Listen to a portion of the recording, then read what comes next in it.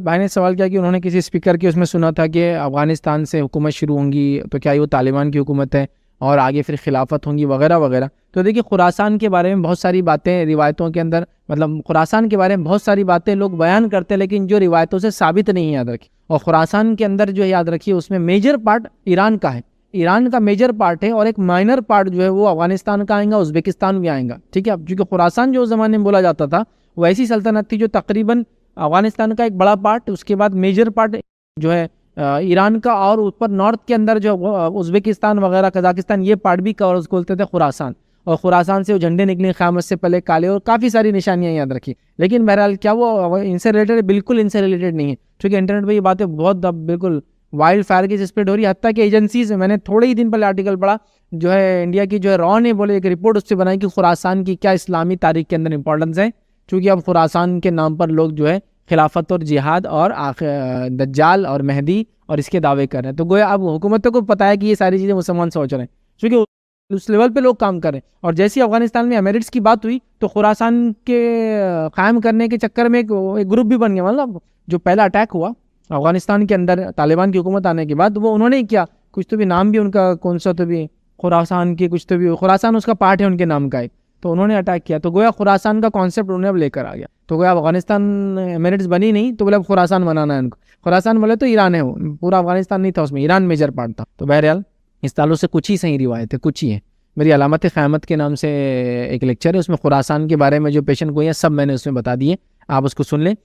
उसको तालिबान से रिलेट करना और उनकी हुकूमत से रिलेट करना बिल्कुल भी दुरुस्त, अभी तो बिल्कुल भी दुरुस्त नहीं होगा। वो क़यामत से पहले होगा, वो कब आएंगी तब वो खुरासान इलाका होगा और वो सारी चीज़ें होंगी। तो आज ही उसके बारे में सोचना मैं समझता हूँ टेक्निकली और रिलीजियस पॉइंट ऑफ व्यू से दुरुस्त नहीं है। किसी ने एक सवाल किया है कि मेरा सवाल है कि कोई छानबीन करने के लिए पुलिस घर पर आए तो क्या करना चाहिए, जबकि घर पर सिर्फ औरतें मौजूद हों। किसी ने एक सवाल किया कि अगर पुलिस छानबीन करने के लिए आती है और घर पर सिर्फ औरतें मौजूद हो तो क्या करना चाहिए। तो देखिए, अगर ऐसा कभी हो जाए कि पुलिस वगैरह किसी छानबीन के सिलसिले में आपके घर पर आती है और घर के अंदर सिर्फ औरतें मौजूद हैं, तो जाहिर सी बात है अगर वो छानबीन किसी मुजरिम को पकड़ने के लिए, अगर वो छानबीन किसी के पीछे पुलिस भाग रही थी और वो आपके घर में गुजरा, अगर वो छानबीन किसी के टिप देने पर हो रही है कि अंदर कोई छुपा हुआ है, अगर वो छानबीन इसलिए हो रही है कि अंदर किसी ने कंप्लेंट किया कि टेररिस्ट छुपा हुआ है, डाकू छुपा हुआ है, गुंडा छुपा हुआ है, एक ऐसा इंसान जो तड़ी पार है, 420 है, फुला है, ये है, खतरनाक मुजरिम है,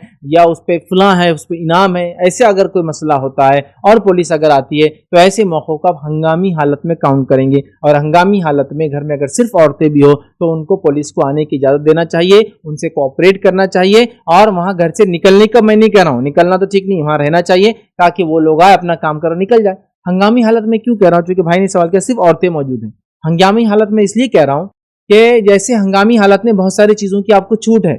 जैसे वाकई आपको याद है, एक सहाबी अपने घर पहुंचे और उनकी बीवी को उन्होंने देखा बगैर बुरखे के घर से बाहर खड़ी है। उनको बड़ा गुस्सा आया कि तुम बगैर पर्दे के घर से बाहर क्यों खड़ी हो। उन्होंने कहा पहले घर में क्या है जाके देख लो, फिर आप आके कहना। फिर वो घर में गए तो देखा घर में एक बड़ा नाग था, जिसकी वजह से बाहर आ गए। हंगामी हालत में आपको बुरखा, पर्दा, ये सब चीज़ों का मसला नहीं होता है। घर में आग लग गई, आप घर से बाहर भाग जाएंगे, समझ रहे। औरत भी है तो घर से बाहर आ जाएंगे क्योंकि आग लग गई, समझे। बच्चे का एक्सीडेंट हो गया और वहां कोई नहीं उसको उठाने के लिए, तो क्या माँ घर जाके बुरखा पहनेंगी या घर में देखेंगी बुरखा पहनेंगी फिर आएंगी?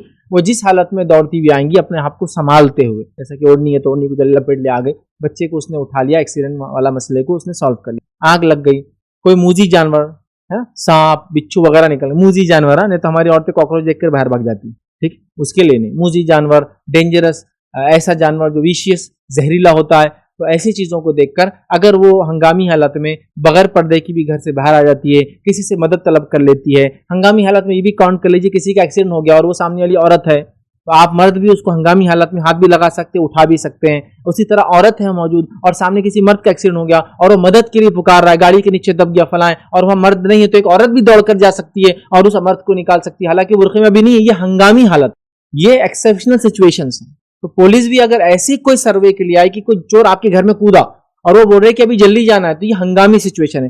हंगामी सिचुएशन में आप क्या कीजिए, जो कंडीशन में अपने आप को संभाल लीजिए, बस दुपट्टा गले में था तो सर पे डाल दिया और ये कर लिया। हंगामी हालत ऐसी होती, कोई चादर थी फौरन लेके लपेट ली और उनको इजाजत दे दीजिए आप, हंगामी हालत। लेकिन अगर पुलिस आई है कि भाई आपके घर की सर्च करना है, तो ये हंगामी हालत में काउंट नहीं होगा, क्योंकि इसके लिए वो रुक भी सकते हैं और सर्च के लिए उनको वारंट भी बताना पड़ता है कि हम सर्च के लिए आए, ये वारंट है कि आपकी सर्च की परमिशन है जो कोर्ट ने हमको दी है या पुलिस के बड़े अफसरान ने दी है, क्योंकि पुलिस के पास भी ये राइट होता है कभी कभार हंगामी हालत में करने का, ये है। फिर वो कह सकते हैं 2 मिनट से रुक जाइए, हम पर्दे में नहीं अपने आप को सुधार लेते हैं, फौरन पर्दा वगैरह करके रुक जाइए। या हमारे मर्दों को हम कॉल कर लेते हैं फ़ोन करके, आप 2 मिनट रुक सकते हैं क्या, और वो बोलेंगे ठीक है वारंट है, हम रुक जाते हैं। फिर आप जल्दी से जो भी मर्द आसपास हो, जो सबसे करीब हो, आपके बेटे आपके शौहर वगैरह, उनको आप बुला लें। तो ऐसी सिचुएशन को अगर पुलिस आती है और ये हंगामी सिचुएशन है, उनको इमरजेंसी अंदर घुसने की, तो ऐसे मामले में आप जो हालत में अपने आप को सिर्फ सिमट ले थोड़ा सा और उनको इजाजत दे दे। ये हंगामी हालत है और ये एक्सेप्शनल सिचुएशन है, मुस्तस्ना हालत है, और अल्लाह ताला यहाँ आपकी नीयत देखेंगे, हालात को इंशाअल्लाह नहीं देखेंगे। लेकिन अगर ऐसी सिचुएशन में आप उनको मदद नहीं करेंगे, जबकि हंगामी सिचुएशन, कोई चोर डाकू गुंडा टेररिस्ट वहां घुसा, उनको शक हो रहा है, उनको जल्दी करना है और नहीं करेंगे, तो फिर आप उनको कोऑपरेट नहीं कर रहे इसका मतलब। और फिर दीगर मसाइल आपके साथ, आपके घर में फैमिली मेंबर्स के साथ और मर्दों के साथ हो सकते हैं, क्योंकि वो आप डाउटफुल हो सकते हैं कि आपने अंदर क्यों नहीं आने दिया, क्या आप वाकई में सपोर्टर तो नहीं, इसलिए कि आपने लेट किया जिसकी वजह से वो भाग गया होगा फुला फुला। तो ऐसे टाइम पे क्या कीजिए, अगर हंगामी सिचुएशन है, वो कह रहे हैं अंदर डाकू घुसा है, अंदर फुला है, हमको जरूरी है, अब आप बोलेंगे हम पर्दे में नहीं, हम आने देंगे, चीख रहे चिल्ला रहे, दरवाजा बंद कर रहे, भाग रहे, प्रॉब्लम होगी। तो आप इसको हंगामी सिचुएशन में काउंट कीजिए, और हंगामी सिचुएशन में इंशाअल्लाह अजीज अल्लाह ताला इसको मुस्तस्ना मानेगा, आपकी हालात को नहीं देखेंगे, आपकी नीयतों को देखेगा। तो लिहाजा आप जो हाल में अपने आप को सुधार लिया, ऑफिसर वेलकम, बच्चे वगैरह थे तो बच्चियों जरा सीधे हो जाओ, इधर सामने आके खड़े हो जाओ, फर्स्ट रूम में सब खड़े हो गए, ऑफिसर्स अंदर आए, या उनसे रिक्वेस्ट कीजिए कोई लेडी ऑफिसर है क्या, और जाहिर से हंगामी हालत में लेडीज साथ नहीं होंगी उनके, हो सकता है। लेकिन जब हंगामी हालत नहीं होते, जनरली वो आते हैं, तो उनके स्क्वाड के अंदर जेंट्स भी होते हैं और लेडीज भी होते हैं। फिर जब अगर वो बोलेंगे अंदर आना है और वो कहेंगे अंदर सिर्फ लेडीज है, तो सिर्फ लेडीज ही अंदर जाएंगी, या फिर लेडीज के साथ जेंट्स पुलिस वाले अंदर जाते हैं। इतनी अल्हम्दुलिल्लाह सहूलत इंडिया में होती है। लेकिन हंगामी हालत, इमरजेंसी सिचुएशन में पुलिस ये सब चीजें, ऐसा लेडीज का दस्ता वो सब लेके नहीं घूमती, क्योंकि चोर अभी घुसा आपके घर में, डाकू अभी घुसा आपके घर में, टेररिस्ट अभी घुसा, तो यहाँ वो इंतजार नहीं करेंगे। तो यहाँ तो आपको उनको कोऑपरेट करना पड़ेगा, और ऐसे सिचुएशन को आप हंगामी सिचुएशन, इमरजेंसी सिचुएशन काउंट कीजिए। और यहाँ पर्दा वगैरह अगर छूट भी जाए तो कोई मसला नहीं, अल्लाह आपकी नीयत को देखेंगे। आपकी नीयत थी कि आप करें, बट आपके हालात ऐसे थे कि मजबूर था, तो लिहाजा इंशाअल्लाह उसका गुनाह भी आपको नहीं मिलेगा। लेकिन कोऑपरेट ऐसे टाइम पे करना चाहिए। मैं ये भी नहीं कह रहा हूँ आप घर से निकल जाए बाहर, मैं कह रहा हूँ कि सब लोग घर में, 3 औरतें थी, पुलिस अचानक आई, हंगामी सिचुएशन, इमरजेंसी है, तो आप तीनों एक जगह आ जाए, पुलिस को वेलकम करे फर्स्ट रूम में, वो जाए और आप पीछे चल सकते हो, ताकि आप भी देखें कि भाई ऐसा कोई मसला तो नहीं, ताकि ऐसा ना हो कि वो अशरार हो। पुलिस है, आपको कंफर्म हो जाता है, और जाहिर सी बात है पुलिस एक आदमी तो आके अचानक नहीं घुसेगा, कई लोग ही होंगे जब वो पीछे आ रहे हैं, तो बहरहाल हालात माहौल होता है। फिर आस पड़ोस के लोग भी होते हैं, आप ये भी कर सकते हैं कि अचानक कुछ आ जाए तो आप पड़ोसी मर्द को आवाज दे दे, जाहिर सी बात है आपका महरम नहीं है, लेकिन आपका पड़ोसी है जिसको आप दिनदार जानते हैं, भाई साहब देखिए आके ऐसा बोल रहे, क्या करना। भाई साहब आए, फौरन देखा कि हाँ सिचुएशन टेंस है, जाइए जाइए, वो खड़ा हो जाए, लेडीज पीछे होगी, वो सामने खड़ा है, तो आपके घर के मर्दों के बदले वो आपकी हेल्प कर रहा है, तो कुछ भी हो सकता है, क्योंकि इमरजेंसी है, और इमरजेंसी के अंदर बहुत सारी चीजें हो सकती है। जमीन जमाना हालात के हिसाब से आप तय करें। इस मामले में अगर पर्दा वगैरह कभी छूट जाए, ये मजबूरी वाली कंडीशन है, अल्लाह ताला आपकी नीयत देखेंगे, मजबूरी को देखेंगा और उसके हिसाब से फैसला करेंगे। जैसा मैंने वाक़या रखा उस सहाबी का, जिनकी बेगम, जिनकी बीवी जो सहाबिया थी, वो सांप के डर की वजह से, क्योंकि वो जहरीला था, घर से बाहर बगैर पर्दे के नहीं। किसी ने एक सवाल किया, औरतों का गैर महरम से, जैसे दुकानदारों से, आटे की गिरनी वालों से वगैरह से बेतकल्लुफ बात करना कैसा है? देखिए, औरत का किसी भी गैर महरम मर्द से बेतकल्लुफ बात करना सही नहीं है, तकल्लुफ के साथ ही बात की जाएंगी। इसीलिए अल्लाह रब्बुल इज्जत ने कुरान में हुक्म दिया उम्महातुल मोमिनीन को कि जब दीगर लोग आपके घर पर आए तो आप सख्त आवाज में, सख्त रवैये में और सख्त लहजे में बात करें, ताकि कहीं ऐसा ना हो जिसके दिल में मर्ज है, बीमारी है, बुराई है, वो बीमारी आपकी नर्म आवाज सुन के बढ़ ना जाए। तो ये हुक्म दिया गया। जब उम्महातुल मोमिनीन को इतनी एहतियात करने का हुक्म दिया, जिनसे नबी, क्योंकि उम्मत की माएँ होती है और किसी की शादी उनसे होती नहीं नबी के बाद, याद रखें, उनको इतनी एहतियात का हुक्म दिया, हम लोगों के लिए तो एहतियात ज्यादा बेहतर है। तो लिहाजा बेतकल्लुफ बात करना गलत बात है। लेकिन हमने देखा इतने बेतकल्लुफ हो जाते हैं कि पूरे घर के किस्से उस भैया को सुनाते रहते, और भैया भी क्या कर रहा है, जैसे ही आप आए, बाजी आ गए क्या, और कैसे आपकी सास, अब शुरू हो गई बात, अरे बुढ़ी मर रही भी नहीं, जब से इतना तंग कर रही हमको, फला हो रही, ये हो रही, हाँ आपने पहले भी किस्सा सुनाया था तुम्हारी सास का, और कैसे आपके शौहर कैसे, पूरे दुनिया की बातें चल रही है, और बहुत बेतकल्लुफ ऐसा नहीं होना चाहिए। एक मोमिन औरत को तकल्लुफ के साथ अपने आप को, अपने इज्जत का, अपने हया का एहतराम करते हुए, और समाज में बुराइयां बहुत ज़्यादा याद रखी, औरत की एक नरम आवाज़ लोगों को पता नहीं क्या क्या सोचने पर मजबूर कर दे रही है, ज़माना ऐसा चल रहा है, तो लिहाजा एहतियात करें, ये ज़्यादा इंशाअल्लाह। अस्सलाम वालेकुम। भाई साहब, मेरा क्वेश्चन ऐसा है, अपने रिश्तेदार हैं और मैं ऐसा एक तकरीर में सुना हूँ, रिश्ते तोड़ने वाला जहन्नमी है, तो इस वजह से अपने रिश्तेदारों से हम अच्छे ताल्लुकात रखना चाहिए। अपने रिश्तेदारों को थोड़े ऐसे हो, उनकी कमाई में अपने थोड़ा डाउट लग रहा, और इनके दावतों में हम या जाना या नहीं जाना। और इसी बात से मैं किसी से राय मशवरा करा तो उसने ऐसा बोले मेरे को, नहीं तुम रिश्ते नहीं तोड़ सकते, तुम चले जाना उनके घर पे, लेकिन तुम जितना क्वांटिटी मतलब जो खाना उनकी दावत का होगा उसका हिसाब से आप कुछ उनके घर फ्रूट्स लेके जाके जमा कर दो। क्या ये सही है? भाई ने एक सवाल किया, कुछ रिश्तेदार है जिनसे रिश्ता कायम रखना भी ज़रूरी है लेकिन उनके इनकम में डाउट है, तो ऐसे मामले में क्या करें? उन्होंने किसी से ये सुना कि किसी ने कहा कि जितना उन्होंने खिला रहे उतना उनको गिफ्ट दे दो। मैंने ये सुना था जितना उन्होंने खिला रहे उतना आप सदका कर दो। भाई ने भी कुछ वैसे ही सुना, तो इसका क्या मामला? देखिए, किसी के इनकम में अगर आपको डाउट है तो डाउट के बेसिस पे उसका खाना हराम नहीं होता, फिर आप खा लीजिए।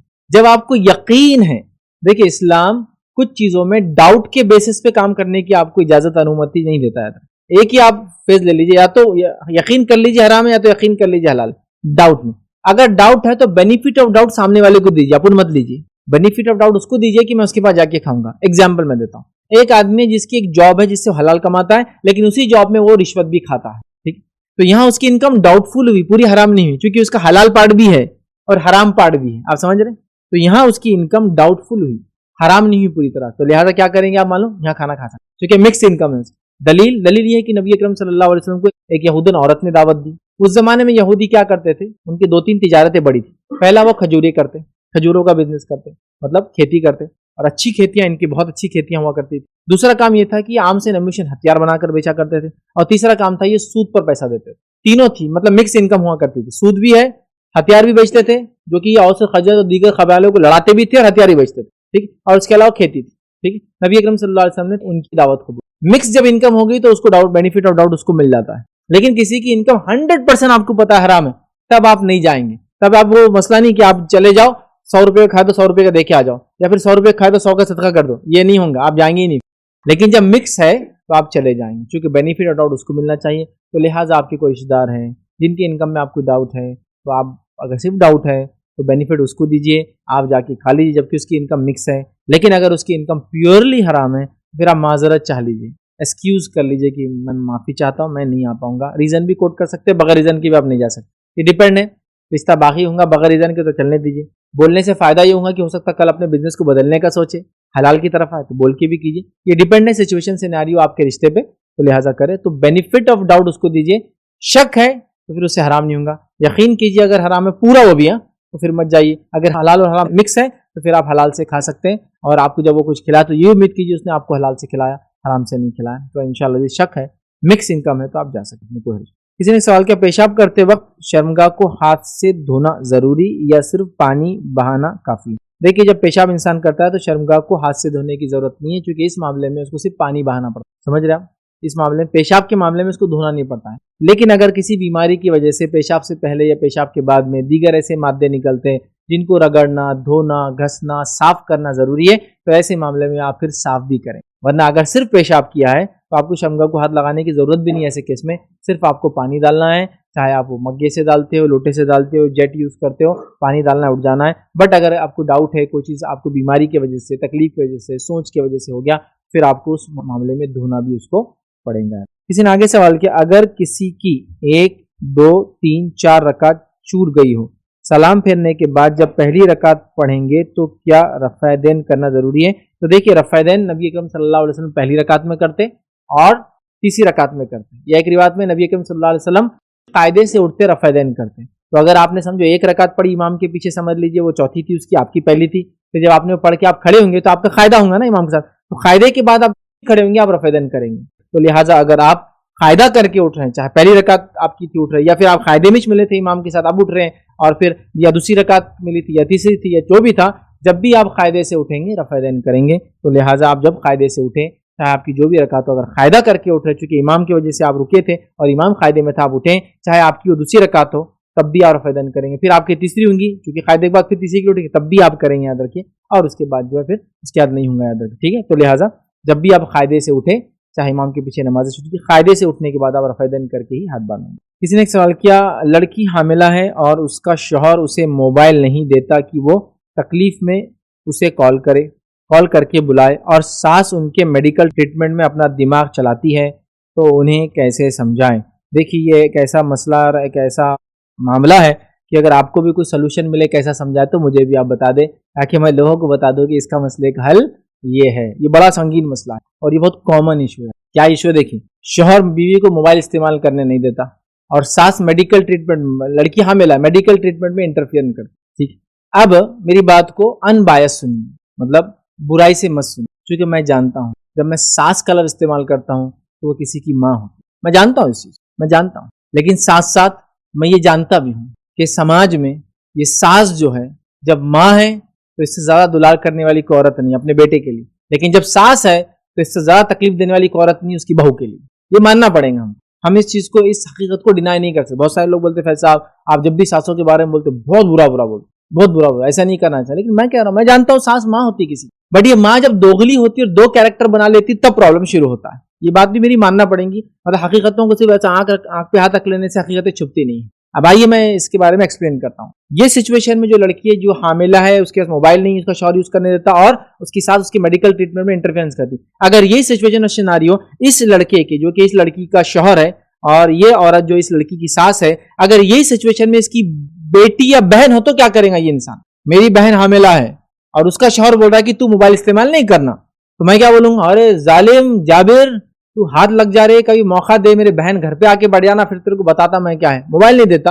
और ये औरत बोलेंगी या अल्लाह क्या जालिम सास दे दी, फिरौन से भी ज्यादा जालिम है, मेरे बेटी की मेडिकल ट्रीटमेंट में इंटरफेरेंस करी, उसको कॉम्प्लिकेशन है, उसको फला है, लेकिन ये बुढ़ी आके हर बार ये करो बोलती, वो करो बोलती, तो इसको गर्क कर दे, हलाक कर दे, इस पे लानत कर, इसको बर्बाद कर दे, इसको फालिज मार दे, इसको ये हो जाए, इसका बेड़ा कर। ये औरत दुआ कर। लेकिन ये औरत अब जब इसकी बहू का मामला आया तो ये क्या बोलेंगी? बहू दवाखाने जाकर आई है, क्या दी डॉक्टर ने बताओ? आप डॉक्टर के बताए हुए चिट्ठी कुंडली के ऐसा लेके बैठना पड़ता है उसको। ये दी उसने, ये खाओ ये मत खाओ, ये खाओ ये मत खाओ। मतलब इसने डॉक्टर के पास जाने नहीं चाहिए था, सास की बता देना चाहिए था, सास का प्रिस्क्रिप्शन ले लेना चाहिए था। वहां जाके आके डॉक्टर के बताए हुए चीजों पे सास तय करेंगी कि क्या खाएंगी नहीं खाएंगी। बहू ये व्हाइट दवा है ना, ये नहीं खाना, ये बहुत खतरनाक रहती। अरे बड़ी भी, ये व्हाइट दवा, सारी दवाएं व्हाइट रहती, आपको कैसा मालूम? नहीं यही शेप की दवा हमारी बेटी ने खाई थी, प्रॉब्लम। अरे तुम्हारा मामला अलग है, दवाओं का शेप एक जैसा होता है, लेकिन इंटरफेरेंस देखिए कंटिन्यूस। हमारी बहू का क्या है, पहला महीना नहीं चल रहा, जो दवा जो दवा जो दवा। हमारा तो मामला ऐसा था, एक दिन पहले तक हम काम कर रहे थे घर का, ये नई बच्चियों को क्या है कि लगाओ बस पहले दिन से जिनका ये हो जा रहा, इनको फला हो जा रहा, इनको टाके देना पड़ रहे, इनको फला हो जा रहा, इनको संभल रहा नहीं, ये हो रहा। हमको तो 3-3 बच्चे हुए, मतलब ट्रिपलेट्स हो गए इनको, हमको तो जुड़वा हुए, हमको कभी कुछ नहीं हुआ ऐसा। ये आजकल की बच्चियां ऐसी, और ये बहू के ऊपर ताने हैं पूरे, दवा खा रहे। अब दवा खा रही बहू तो खा रहे दवा, सुकून आएंगे तुमको दवा खा के, हमारा बोलावा नहीं समझता तुमको, दवा बहुत अच्छी लगती। ये मामला इसका। अब इसकी बेटी हामिला है, अब इसकी बेटी हामिला, अभी दवाखाना जाके आई नहीं, बेटे यहाँ नहीं यहाँ जाओ, डॉक्टर ने क्या दी, एक नहीं 2-2 दवा खाओ, आराम का नहीं बोली। अरे बोलो, मैं ससुराल में आराम का बोलो बोलना डॉक्टर को। और आजकल डॉक्टर भी मैंने देखा क्या करते मालूम आपको, जब आप दवाखाने गए तो वो जो लड़की हमें रहते से पूछते सास के घर में माँ के घर में, तो बोलती माँ के घर में। फिर ठीक है, अगर सास के घर में तो बोलती इनको सख्त आराम की जरूरत है, माँ के घर भेज दो। क्योंकि तकलीफ इतनी दी जा रही है कि वो खुद चाह रही कि माँ के पास रहूं, तो डॉक्टर भी बहुत शाने पूछते हो माँ के घर में ये। जैसे एक साहब बताने लगे, मैं अपनी बेगम को दवाखाने ले गया तो डॉक्टर बोलने लगी आपको तो 8 महीने आराम की जरूरत है, तो हमारी बेगम ने बोले मैं माँ के घर पे हूँ। हाँ ठीक है, फिर तो कोई मसला है। समझ रहे? क्योंकि सासों ने तकलीफ इतनी दे दी, मशवरे इतने दे दिए कि तो अब इसकी बेटी का जब मसला है तो बेटे डॉक्टर ने क्या बोला वो करो। अगर डॉक्टर ने बोला आराम नहीं तो लिखा के लो, बोलो मैं सास के पास है, माँ के पास जाना है, लिखा के लो उसको आराम करने का है। या फिर तुम आइडिया से मेरे घर पे आ जाओ और यहाँ के डॉक्टर को बता देंगे, बोलेंगे अरे इतने दूर कैको आए तुम, अभी तुम्हारा कुछ नहीं, लेट जाओ, छोड़ो मत उसको। फिर वो जैसा औरंगाबाद से निकल के समझो हैदराबाद की थी, हैदराबाद जाके दवाखाने बता दी, वहां डॉक्टर ने बोला हली ही नहीं सकते तुम, अभी भी मत हलो, उठा के ले जाना है तुमको। रिपोर्ट ऐसी लिखती हो ताकि माँ के घर से औरंगाबाद आना ही नहीं है, इसका मतलब आप समझे, वो वहीं रहेगा। तो बहन का केस रहेगा तो ये भाई बोलेगा कि मेरी बहन को आराम की सख्त जरूरत है, मेरी बेटी वही काम करेंगी जो डॉक्टर बोल रहा है। लेकिन यही औरत जब बहू का मामला आएगा तो ये बोलेंगी कौन सी मेडिसिन कितने खाना, कितने टाइम दिया उसने, 5 दिन की दिया ना, 3 दिन खाना तुमने, बस कितने टाइम गोलियां हैं, 3 टाइम, 2 टाइम खाना तुमने। अब फला एसिड की फला ये, अरे ये कोई ताकत की क्या गोलियां खा रहे तुम, हमको देखो हम तो वजन उठा लेते थे, ये कर लेते थे, इतनी उम्रों में तुम लोगों का तो क्या मसला है। हमारी शादी तो 12 साल में हुई थी, तुम्हारे जो शौहर पैदा होने में सिर्फ 14 साल की थी, अभी तुम 24 साल के हो गए, लट्ठा हो गए, और तुम अभी भी तुम प्रॉब्लम में है, तुमको ये नहीं हो रहा। तो इतना प्रॉब्लम है कि वो साइकोलॉजिकली ऐसा इफेक्ट करता, मानो आपको कभी कभार ऐसा इफेक्ट करता है कि अगर औरत को पेन्स नहीं आ रहे ना औलाद होते वक्त, तो खाली सास का मुंह दिखा दिया तो औलाद हो जाती थी, दवा देने की जरूरत ही नहीं, आ गया मेरे साथ हो गया औलाद धन बोली। मतलब इतना टेंशन दे दी सास ने कि वो बेचारी के लिए, समझे ना आप, देखिए जिससे आपको डर लगता ना, या जो चीज से डर लगता है उसके बारे में सोचते आपको पेट में गड़गड़ गुड़गुड़ शुरू हो जाती। ये क्यों होता मालूम? जैसी माइंड कोई चीज से डरता है तो वो हार्मोन्स रिलीज करता है बॉडी में, एक किस्म की। वो हार्मोन्स क्या करते मालूम? ऐसा इफेक्ट करते कि या तो पेशाब आता तेजी से, देखिए बच्चे को आपने डांटा पेशाब आ जाता उसको, या फिर आपका पेट खराब हो जाता, गैसेस पास होना शुरू हो जाती है, पैखाना आ जाता है, ये होता है, नेचुरल है ये। तो उसको सब बेचारी को ये हाल हो, क्या कर रहे हो यार, इससे समाज टूट रहे मालूम, आप खानदान बिखर जा रहे हैं। कैसे ये समाज चलेगा जिस समाज के अंदर एक औरत से दूसरी औरत परेशान है? ये कैसे समाज चलेगा और बच्चों की तरबियत कैसे होंगी ऐसी समाज में जिस समाज के अंदर एक औरत जो कि सास से अपनी बहू को तकलीफ देती है, और वही औरत अपने उसके होने वाले बच्चों से इतनी मोहब्बत करती है, इसी को इम्तिहान नहीं। मैं कहता हूं जो पोतों से और पोतियों से मोहब्बत करती है उसकी आधी बहू को दे दो ना तो जिंदगी सुधर जाएंगी ना। दूसरों की, अपनी बेटी की सास के तालों से दुआ करते थकरे नहीं कि अल्लाह उस बुड्ढी का हालात अच्छे कर दे, उसकी तरफ सीधा कर दे, बहुत तकलीफ दे रही मेरी बेटी को, लेकिन खुद कभी अपने हालात को मॉनिटर नहीं करे कि कहीं मैं तकलीफ देने वाली तो नहीं हूं। प्रॉब्लम यह है हर आदमी सिर्फ दूसरे की आंख में कचरा है बताने पे लगा हुआ है, अपनी आंख की गंदगी और गलाजत नहीं देखता है। तो मैं जब सास बोलता हूं ना तो मैं जिम्मेदारी के साथ बोलता हूं, मैं जानता हूं किसी की माँ है, लेकिन मैं यही कहता हूं कि माँ ये तेरे दो रूप कैसे है मुझे वो समझते हैं, ये तेरे टू टाइप्स मुझे समझ में नहीं आते। ये जो दो रूप है ना ये बहुत डेंजरस है, कि मतलब बेटे के लिए तो ऐसा रूप कि जैसा एक बतख होती है ना, बतख या मुर्गी जो अपने बच्चों को परों में ले लेती, और बहू के लिए ऐसा रूप कि एकदम नागिन, वो भी इच्छाधारी। देखिए ना यही औरत है, बच्चों के लिए इतनी वो है। बतख को देखिए ना आपने, मुर्गी जो कि छोटी होती है लेकिन बतख को देखिए, और वो स्विमिंग नहीं करती, मुर्गी स्विमिंग नहीं करती, तो बतख अपने बच्चों को परों में लेके स्विमिंग करती मालूम आपको, और पार करा देती। इसे बतख का एग्जांपल दे रहा हूं। तो अपने बच्चों के लिए, पोतों के लिए तो तुम इस तरह से हो कि उनको घेर कर, उनको संभाल कर, उनको लेकर, उनको पानी से गुजार रही हो, उनको हर चीज करा रही हो, लेकिन नागिन बन जा रही हो तुम, एक सांप बन जा रही हो जो अपनी मामला जो है बहू का आ रहा है, क्यों परेशान है आपके डसने से। क्या बोलूं मैं, और लफ्ज ही नहीं। तो ये दो रूप से परेशान, इससे कम्युनिटी तरक्की नहीं करती मालूम, कौम आगे नहीं बढ़ती। इसका एक साइकोलॉजिकल इफेक्ट बताओ मैं क्या होता है, बच्चे आपके लीडर निकलेंगे कभी पोते और पाते, लीडरशिप क्वालिटी नहीं होती, क्योंकि जो औरत दूसरी औरत को तकलीफ और टॉन्ट दे के जलील करती है, उसके बच्चे जो उसको देखते अपनी माँ को तकलीफ में, तो वो जहनी तौर से कमजोर होते जाते। जब अपनी माँ को डिसीजन लेते हुए नहीं देखते हैं तो वो भी डिसीजन मेकर नहीं बन सकते। जब अपनी माँ को वो जुल्म के तहत दबावा देखते हैं तो वो डिसीजन मेकर नहीं बन सकते। घर में फूफी के पास मोबाइल है, सब फूफियों के पास मोबाइल है, चाचियों के पास मोबाइल है, सबको मोबाइल है, और अगर एक माँ के पास मोबाइल नहीं है तो ये बच्चा अंदाजा लगाता है इससे कि मेरी माँ पर जुल्म हो रहा है, सब तो यूज करते, मेरी माँ क्यों नहीं यूज करती, तो मोबाइल नहीं दे रहे। मैं देखिए मोबाइल के बारे में मैंने ज्यादा नहीं कहा, ऑलरेडी अच्छी चीज नहीं, मैं खुद इसको कहता हूं कि इसको अवॉइड किया जाए, बट इन्होंने जो सवाल किया इमरजेंसी में कॉल करने को होना चाहिए, क्योंकि आजकल लैंडलाइन का सिस्टम तो घरों में है ही नहीं। मोबाइल है आपके पास, किसी से प्राइवेट मोबाइल मांगने जाएंगी, हमल की हालत में तो ऐसी हालत है, इमरजेंसी कंडीशन है, हम तो बच्चे घूमने जाते हैं पिकनिक में तो कोई मोबाइल दे देते, बेटे जा रहे, या टीचर का फोन नंबर दो आपके, या तुम चुपके से लेके चल जाओ ताकि कांटेक्ट में रहें। तो ये तो होना चाहिए, ये बेसिक नीड हो सकती है, बट मैं इसके बारे में इसलिए नहीं कह रहा हूँ कि dependent situation scenario, but communication होना चाहिए, चाहे लैंडलाइन से हो, चाहे मोबाइल से हो, चाहे सादे मोबाइल से। ठीक है, एंड्रॉइड से आपको तकलीफ है, मल्टीमीडिया हैंडसेट से तकलीफ है, तो सादा तो दो, उसको कनेक्ट तो करे आपसे, और दवाओं के बारे में इंटरफेरेंस करी मत करो, मशवरे दो, अच्छे दो। हमारे पास मशवरे सरकाजम वाले होते, सरकाजम समझते हैं, ऐसे जो ताना वाले होते, सरकास्टिक जिसको बोलते हैं, सरकाजम मतलब वो हाँ भी ना में माने में होता है, ऐसा हाँ होता है कि वो सुनने के बाद तकलीफ से आदमी बिलबिला जाता है। जैसे आपको औरत आई बोली अम्मी मैं डॉक्टर के पास गई थी, डॉक्टर ने बोली आराम करो, अच्छा आराम करो, ये सरकाजम। ये जो जुमला है ना उसको नीजों के जैसा लगता है, ये अभी नहीं समझता, ये अभी नहीं समझता, लेकिन जब बेटी की सास ये जुमला बोलती ना, आपके अम्मी तो बहुत अच्छे, जो बहुत खींचती ना तुमको समझ में आता कितने बुरे हैं, कैसे जुमले लगते। अच्छा जो भी सास से हम मिले और वो कहना नहीं मैं तो बहू की अच्छाई के लिए ही कर रही, तो आपकी बेटी की सास भी उसकी बहू की अच्छाई के लिए ही करती, तो आपको क्यों बुरा लगता फिर? नहीं, आप ही दुनिया के अंदर है जो सबसे नेक पारसा है, दूसरे लोग नहीं है। और ये सबसे बड़ा मसला तब होता है जब हर आदमी ये समझता है मेरे से अच्छा, मेरे से अफजल, हमसे अच्छा, हमसे नेक कोई नहीं दुनिया में। नतीजा हम जो कर रहे हैं वो सही है और दूसरे दुनिया में जो करते सब गलत। मतलब उसने उसकी बहू को ये बोली अच्छा लंबा खींची, मतलब बुरा करी, और अगर मैं लंबा खींची इसलिए करी कि बहू को ट्रेनिंग दे रही कि आगे तेरे को तकलीफ नहीं होना जिंदगी में। भाई ये कौन सी ट्रेनिंग और इसकी क्या जरूरत है? ये कौन सी ट्रेनिंग है? टॉन्ट देने वाली ट्रेनिंग। और ये ट्रेनिंग की जरूरत ही क्या है? मतलब उसको क्या जाना है क्या? तुम अकेले घर में और वो है तुम्हारे साथ ही रहने वाली, उसको क्या ट्रेनिंग की जरूरत? नहीं, जिंदगी में भाने हर कोई बोला और क्या चल रहा है, हर कोई खींच रहा तो उसको ताने की ट्रेनिंग हो जाना चाहिए, कोई भी ऐसी बात नहीं कर। तो समझो ये इशू को मत करो, मेडिकल इंटरफेरेंस करना ठीक नहीं, लेकिन मेडिकली लोग झूठ भी बोलते हैं, मैं जानता हूँ, लेकिन वो भी उसकी वजह है। समाज ने तकलीफें इतनी दी बहुओं को, नतीजतन डॉक्टरों से उन्होंने फिर लीविंग सर्टिफिकेट मतलब लीव के आराम के सर्टिफिकेट बनाए झूठे, मैं जानता हूँ, लेकिन आपने मजबूर किया। पूरे 9 महीने सिर्फ आपके कमेंट, आपकी बात, ट्रीटमेंट में आपकी मदाखिलत, ये मत करो, वहां मत जाओ, ये मत करो। अच्छा मैंने एक प्रॉब्लम ये भी देखा, बहुत सीरियस प्रॉब्लम, बहू को कुछ गड़बड़ हो रही, अभी समझ शादी हुई, अब हामिला हो गई हो, लेकिन मालूम थोड़ी होगा किसी को, अब कोई तकलीफ हो रही पेट में, अब बेटा लेके चला गया, और पहली बार लेके चला गया और अम्मा साथ नहीं थी, और खबर आ गई ये प्रेग्नेंट है। बस वो बेचारी तो अपने प्रेगनेंसी में खुश, इनका मुंह इतना बड़ा, मेरे को लेके नहीं गई, पहली बार अकेली चली गई, ये खबर मैं अपने कानों से सुनना चाहती थी, ये खबर मैं अपने मुंह से पहले देना चाहती थी, मेरा तो कोई अहमियत ही नहीं है, मेरी तो घर में कोई इज्जत ही नहीं है, मेरे साथ तो मेरे को तो बुड्ढी बना के रख दो, मेरे को घर से निकाल दो ना, अल्लाह उठा ले मेरे को तू ऊपर, कहे को। हालांकि बहू यहाँ ये टाइम पे आमीन बोलते रहती दिल में, अल्लाह मेरे को उठा लो तुम जल्दी, मैं कह को जी इसको इसलिए पाल के बड़ा करी कि खुशी लाके देगा, ये भी प्रॉब्लम है मैंने देखा।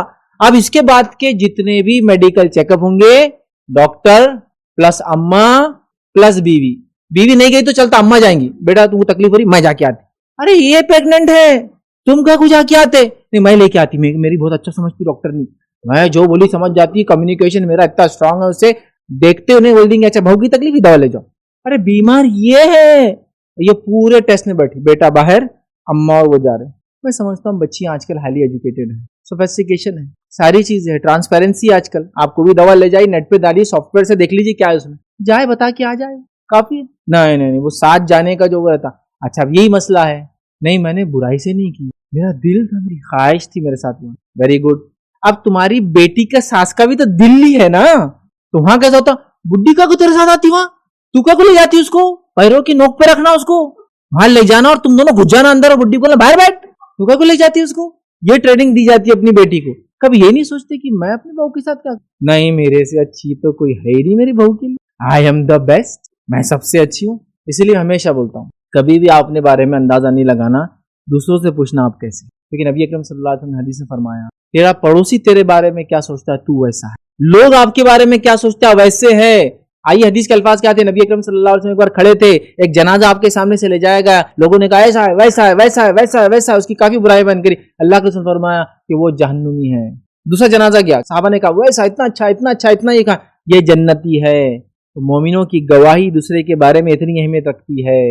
वो लोग कह रहे थे ये बुरा है, तो लोग कभी भी आपके बारे में बुरी राय नहीं बनाएंगे जब तक आपकी बुराइयां वाज़ेह ना हो जाए। तो इसलिए दूसरों के बारे में अपने आप को जज नहीं करना, जजमेंट दूसरों से ले। मुझे भाई और बोलती ना मेरे जैसी सास तो मिलेंगी नहीं बहू तुमको, ऐसा नहीं होता। पहले वोट डालो उसका, बहू को बोलना है बगैर नाम के आर्टिकल लिख के दे, फिर बताती है आपकी बुराइयां क्या है। खुद ही सोच ले रहे मैं दुनिया में सबसे अच्छी, हो ही नहीं सकती। ये मत करो, इससे बहुत नुकसान। ये इतने केसेस हमारे पास आ रहे हैं, मुस्लिम फैमिली के सबसे बड़े इशू 90% इशू ये, दोनों अपने मुकाम को नहीं पहचानते। कई जगह बहुएं भी जुल्म करती है, इसमें नो डाउट बहुएं भी जुल्म करती, कोई डाउट नहीं, लेकिन सासों का जुल्म तो भाई जुल्म, ये मानना पड़ेगा। अच्छा कभी क्या होता, सास पूरी जिंदगी घसती बहू के साथ, अब ये बहू होगी 50 की, सास हो गई 70 की।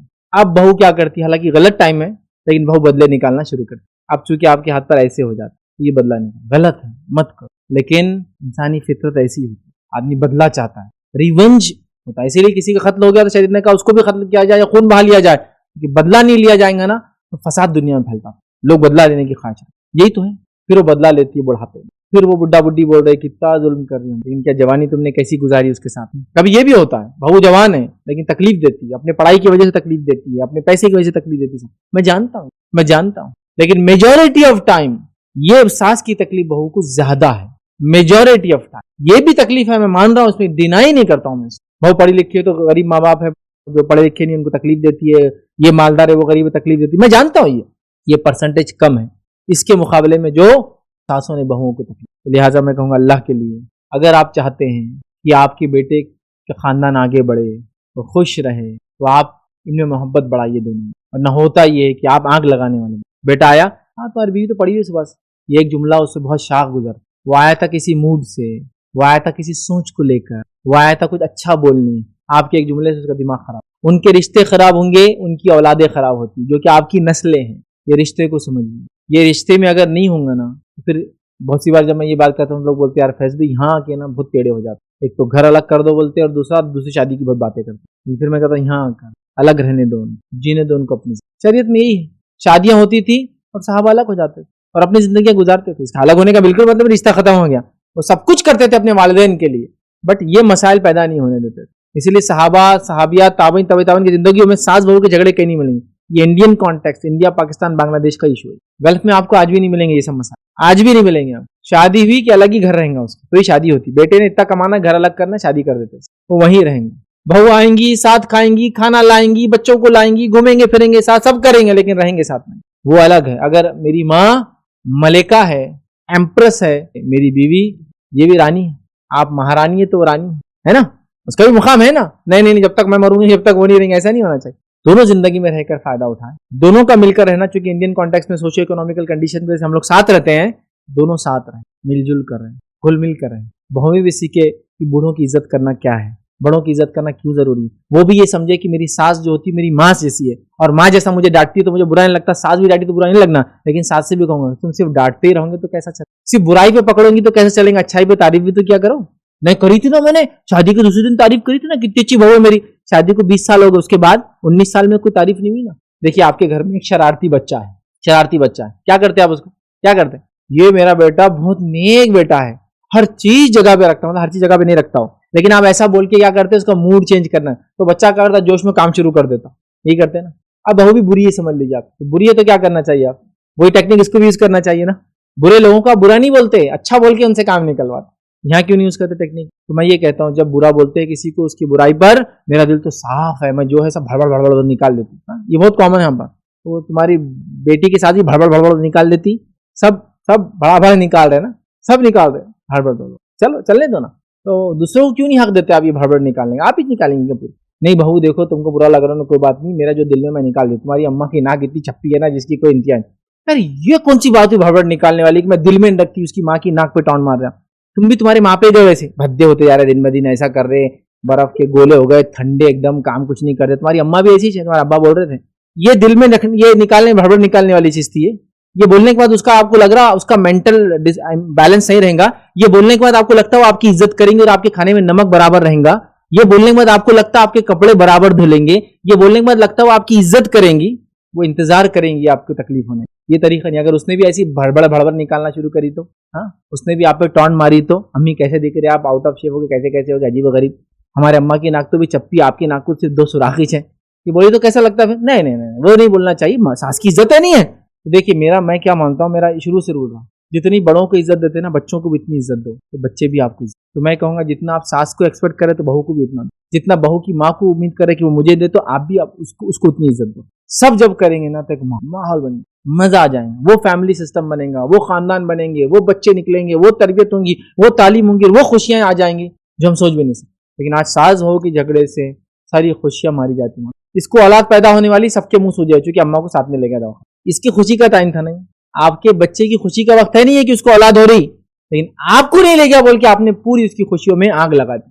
उसकी शादी है आज हुई, कल वली में आप बोलते आज तू ये कर वो कर, बहू से बात मत कर, साथ मत सो आज के, कल इज्जत नहीं हमारी शादी। इनकी खुशियां क्यों बर्बाद कर, क्यों कर। और ये इतना सीरियस और इतना ज्यादा हो रहा है कि बच्चियों को लोग ट्रेन करके भेज रहे कि बाबा देख तेरे को वो घर में जाना है, रिश्ता तो कोई आ रहा नहीं था, हमने देखे बहुत ऐसे घर जहाँ माँ हो ना तेरे को सासिश ना रहे, लेकिन ऐसे घर नहीं मिल रहे हमको, तो लिहाजा आप तेरे को ये घर में जाना है और कान बंद कर लेना, दोनों आंखों पे फिल्टर्स डाल लेना अलग अलग, जिससे तेरी सास तेरे को सिर्फ अच्छी नजर आए, बाकी सब इजी ले लेना। तो ये भी जाती हो जाके फद बोल के बढ़ जाती सामने कि सास, चूंकि उसको मालूम पहले से कि कैसा तकलीफ देती पुरानी बहू, क्या क्या की, अभी बोलती ये कर, तो बोलती आ आ आ आ आ, अरे ये क्या आगे मेरी बहू ना सुनती नहीं करती, बोलती अभी मस्त रहूंगी मैं, दूसरों को सुनते रहूंगी ना तो तकलीफ में रहूंगी। उन्हें गालियां दे रही हुई तो खाली हंसते थे, अम्मी शुक्रिया शुक्रिया शुक्रिया, रह नसीब। उन्हें बोली तू चलना नहीं आती, अम्मी शुक्रिया शुक्रिया शुक्रिया शुक्रिया, तू कितनी बुरी है रे अम्मी शुक्रिया शुक्रिया, फिल्टर्स लगे, ये काम करो ना अम्मी मेरे से नहीं होता शुक्रिया, बस ये मोड में रहती, फिर सुनती नहीं कुछ भी, फिर ये रोते बैठी हो, मेरी बहू कुछ सुनती नहीं, क्योंकि उसको पहले ट्रेनिंग मिल गई कि दो के साथ जो सुलूक है बड़ी बहू के साथ, वो ट्रेंड होके आई, सुनना चाहिए। जो थोड़े सेंसिटिव थे घर से निकल जाते फिर शौहर को लेके, फिर रोती रहती ये औरत कि मेरे बेटे को लेके निकल गई। जो इनसेंसिटिव है वो पड़े हुए इसके सीने के ऊपर लौटते हुए कुछ भी नहीं करते, जो करती थी काम उसको तंग कर दी, बहू को भाग गई घर छोड़कर, बेटे को भी ले गई साथ। जो वो थे जो नहीं सुनते तेरा, वो तेरे साथ है, तो प्रॉब्लम है यार, सॉल्व करो जल्दी। ये प्रॉब्लम सॉल्व नहीं होंगे ना, ये कम्युनिटी ना तरक्की कर सकती है, ना तालीम में आगे बढ़ सकती है, ना मेंटली ये कैपेबिलिटीज हासिल करेंगी, ना इनकी नस्लें नशो नुमा पाएंगे। क्योंकि हर खुशी में पहले 10 लोगों की खुशी देखना है, तो इसकी खुशी होगी। ये नहीं होना चाहिए। आप खुश होना चाहिए कि आपने बोले भी नहीं कि आप जो हामिला है, आज पता चला, बहुत खुशी हुई सुन, इमेंस। बस ये होना मूड, मुंह फुला के बैठे हुए, बेटा मना रहे मान जाओ, अम्मी बहू भी मना रही मान जाओ, इनकी खुशियां हैं, तुमको मनाने में बैठे बेचा। सोचो ये घरों में प्रैक्टिकली हो रहा है। ये तब समझ में आता जब बेटी आती रोते वहां से और बोलती भैया अम्मी वो मेरा ऐसा था, वो हम तो ऐसे ही चले गए, पेट में मेरे तकलीफ हो रही थी, बस वहां चले गए तो उन्हें गुड न्यूज दे दी हमको, हमने यहाँ के बोले मेरी सास ने इतना बोली इतना बोली इतना बोली इतना बोली, मैं यहाँ के रो रही, तो फिर बोल रहे मेरी जान दे बर्दाश्त, लेकिन खुद भी तो वही करते ना। क्या है क्या है, साइकिल खत्म करो कभी तो। बहरहाल बहुत ज्यादा सेंसिटिव होकर हमें सही तरह से जिंदगी गुजारने की बहरहाल जरूरत है। तो लिहाजा गुजारिश करूंगा मोबाइल भी दे, जरूरत की चीजें, कम्युनिकेशन, मल्टीमीडिया नहीं तो सादा तो भी दे। और सास का काम नहीं है, अगर सास डॉक्टर है, बड़ी डॉक्टर है, माँ है, तो एक अलग बात है, वरना खामोखा उनकी मेडिकल ट्रीटमेंट इंटरफेरेंस ना करें। किसी ने सवाल किया रिश्ता देखते वक्त दीनदारी और अखलाक दोनों देखना है या फिर दोनों में से एक देखना है, या एक भी चलता है? देखिए रिश्ता देखते वक्त दीनदारी और अखलाक दोनों देखना है, क्योंकि हो सकता है एक आदमी बाअखलाक हो लेकिन बेदीन होता है। बहुत से लोग जिंदगी के बहुत सारे मामला में बहुत अखलाक होते हैं, चोरी कभी नहीं करते हैं, झूठ कभी नहीं बोलते हैं, लेकिन नमाज भी नहीं पढ़ते हैं। तो दीनदारी भी चाहिए और अखलाक भी चाहिए। इसलिए हदीस में अल्फाज है जब कोई दीनदार बाअखलाक लड़के का रिश्ता आ जाए तो लड़की के मामले में ना कहो उसको लड़की, तो दीनदार और बाअखलाक दोनों होना चाहिए। जी अभी जो ऑफिस है उसमें या जो लड़कियां जो रख दे रहे बोले तो काम के लिए बोले तो एक ट्रेंड चल रहा, समझो कि भाई लड़की रखना एक बिजनेस मिल रहा है या जो भी है, तो इसमें जो इस्लाम का जो ये है, जैसा जो रिस्क जितना है तकदीर उतना ही मिलने वाला है, तो इसके बारे में क्या है बोले तो इसमें क्या करना चाहिए?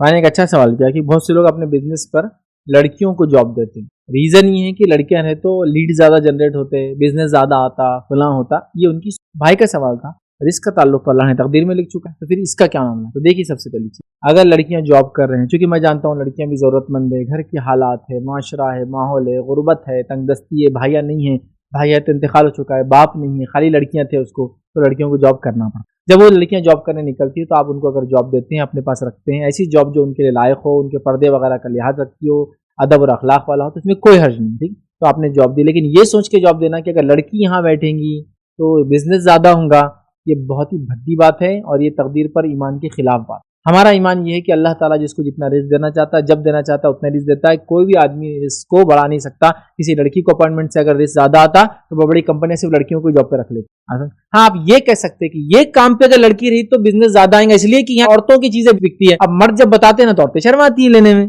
ये तो बिजनेस की टेक्निक हुई, ये तो बिजनेस की जरूरत हुई। फॉर एग्जांपल लेडीज गारमेंट आप बेच रहे हैं, लेडीज के इनरवेयर बेच रहे हैं, लेडीज की जरूरत की चीजें बेच रहे हैं, लेडीज के मेकअप की चीजें बेच रहे हैं, लेडीज को जो जरूरत होती है लगाने करने ओढ़ने बिछाने की जो पर्सनल प्राइवेट चीजें होती है, तो जाहिर सी बात देखो बोलेंगे यहाँ अगर औरतों को रखे तो एक्सपेक्टेड है कि बिजनेस ज्यादा होगा, इस वजह से कि औरतें उससे हया नहीं करेंगी, खुलकर बात करेंगी, एक्सपेक्टेड है। ये तो एक अलग बात है। लेकिन आप जैसा कह रहे हैं कि रिसेप्शन पे औरत बैठी रहेंगी तो ज्यादा लोग अट्रैक्ट होंगे, नौजवान आएंगे तो उन्हें एक्सप्लेन करेंगे तो ज्यादा लोग लीड जनरेट होंगे, मतलब ज्यादा लोग यस की तरफ आएंगे, बिजनेस ज्यादा होगा।